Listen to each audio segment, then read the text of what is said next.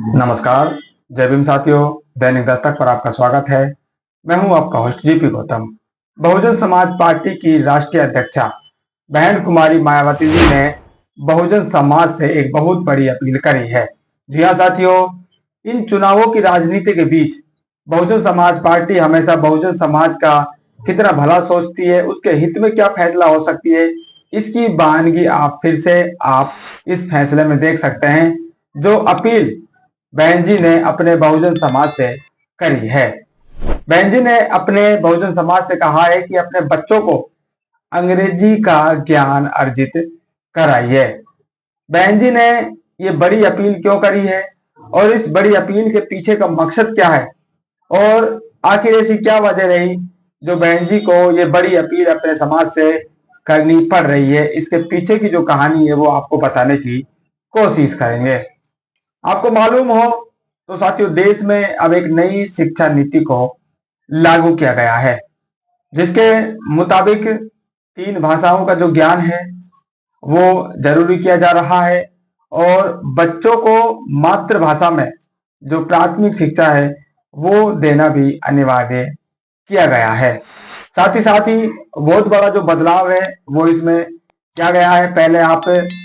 1 से लेकर 12वीं तक जो है लगातार शिक्षा अर्जित करते थे। अब 1 से 12वीं की जो क्लासें हैं इनको वर्गों में बांटा गया है,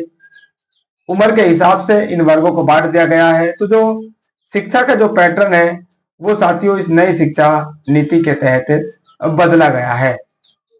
लेकिन इस शिक्षा नीति का लगातार विरोध भी हो रहा है और दक्षिण भारत के जो राज्य हैं लगातार वो भाषा थोपने की जो बात उनके ऊपर कही जा रही है, उस नीति के तहत वो उसका विरोध कर रहे हैं। इस मुद्दे को बहन जी ने उठाया है क्योंकि कल बहुजन समाज पार्टी ने जो पश्चिम के राज्य हैं जिसमें गुजरात और महाराष्ट्र शामिल है, इसके बाद जो दक्षिण के राज्य हैं तमिलनाडु है, केरल है, तेलंगाना है, आंध्र प्रदेश है, इन तमाम राज्यों की जो मीटिंग है वो कल संपन्न हुई है। इस मीटिंग में बहन जी ने इन राज्यों की जो समस्याएं हैं उनके बारे में अपने कार्यकर्ताओं से बात की है और वहां के जो कार्यकर्ता पदाधिकारी इस बैठक में शामिल हुए हैं, किन ज्वलित मुद्दों से इस समय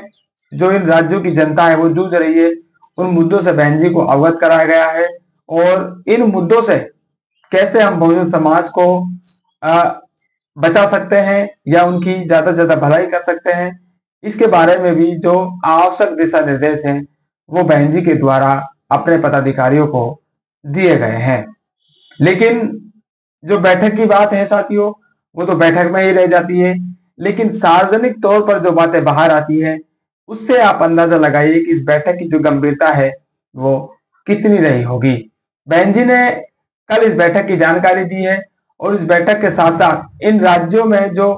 ज्वलंत समस्या है बहुजन समाज झेल रहा है उनके बारे में भी देश को अवगत कराने का काम किया है। अगर उन समस्याओं को बहन जी ने उठाने का काम किया है तो साथियों आप मान लीजिए ये जो सारी समस्याएं हैं ये भारतीय सरकार तक भी पहुंच जाती हैं और सरकार को कोई ना कोई एक्शन लेना ही पड़ता है। बहन जी ने किन समस्याओं को उठाया है और क्या बहुजन समाज के लिए अपील करी वो आपको बताने का काम करेंगे। तो सबसे पहले बहन जी कहती है जनगणना व उसके आधार पर लोकसभा सीटों का पुनः आवंटन,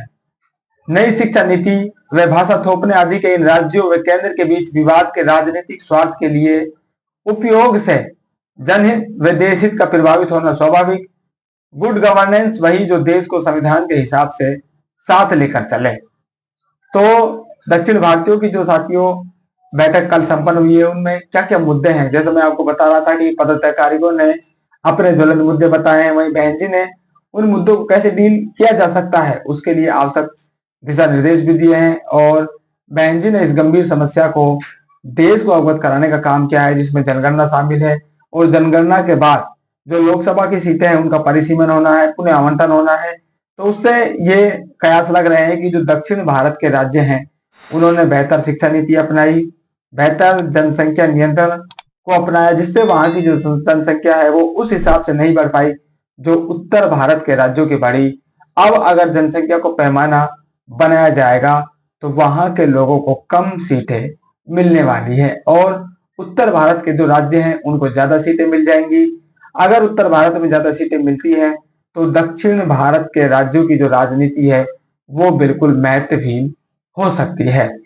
उस डर को लगातार दक्षिण भारत के राज्य उठा रहे हैं और इसी मुद्दे को बहन जी ने यहाँ पर बताने का काम किया है कि अगर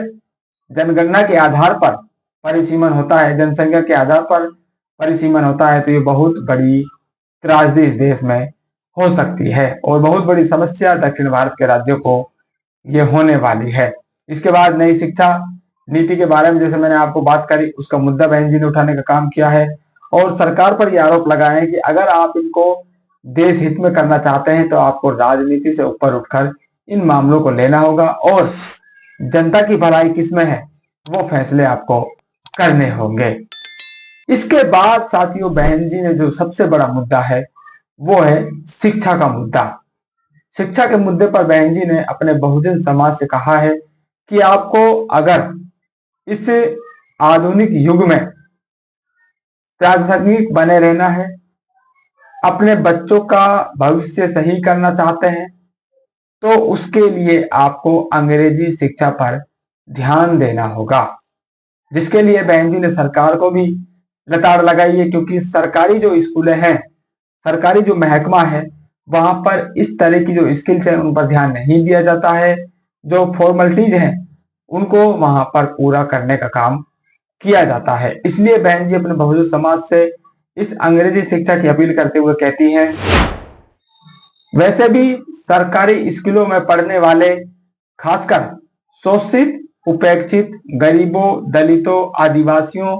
व पिछड़े वर्ग आदि के बच्चे बच्चियां अंग्रेजी ज्ञान अर्जित किए बिना आगे चलकर आईटी व स्किल्ड क्षेत्र में कैसे आगे बढ़ सकते हैं। सरकार इस बात का जरूर ध्यान रखे, भाषा के प्रति नफरत अनुचित। जो सरकार की भाषा को थोपने की साथी नीति चल रही है, खासकर जो हिंदी भाषा है और इस देश में जो संस्कृत भाषा है उसका ज्यादा बोलबाला अब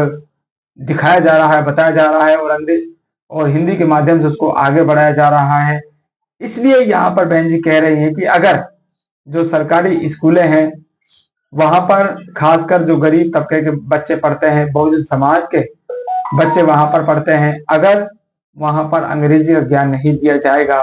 तो आगे चलकर जो आईआईटीज हैं, यानी कि जो बड़े बड़े टेक्नोलॉजी के इंस्टीट्यूट हैं, जहां पर हायर एजुकेशन होती है, जहां पर क्रीम इस देश की तैयार होती है, वहां पर ये बच्चे कैसे compete करेंगे। तो ये जो भाषा को थोपने की नीति है ये अनुचित है।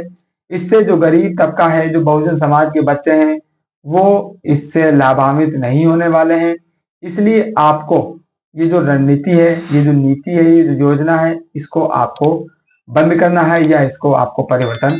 करना है। बहन जी ने सरकार से ये बड़ी अपील करी है और इस मैसेज में साथियों बहन जी ने ये साफ संकेत दिया है कि भाई आप अपने बच्चों को अगर भविष्य बढ़िया बनाना चाहते हैं, इस देश की जो क्रीम तैयार होती है उस क्रीम के साथ आप compete करवाना चाहते हैं, तो आपको कम से कम जो अंग्रेजी शिक्षा है इसका ज्ञान अपने बच्चों को हर हालत में दिलाने की कोशिश करनी चाहिए। तो बहन जी के इस खास रणनीति पर साथियों आपके क्या विचार हैं, कमेंट करके जरूर अवगत कराएं। फिलहाल इस अपडेट में इतना ही, मिलते नहीं अपडेट में, तब तक के लिए जय भीम।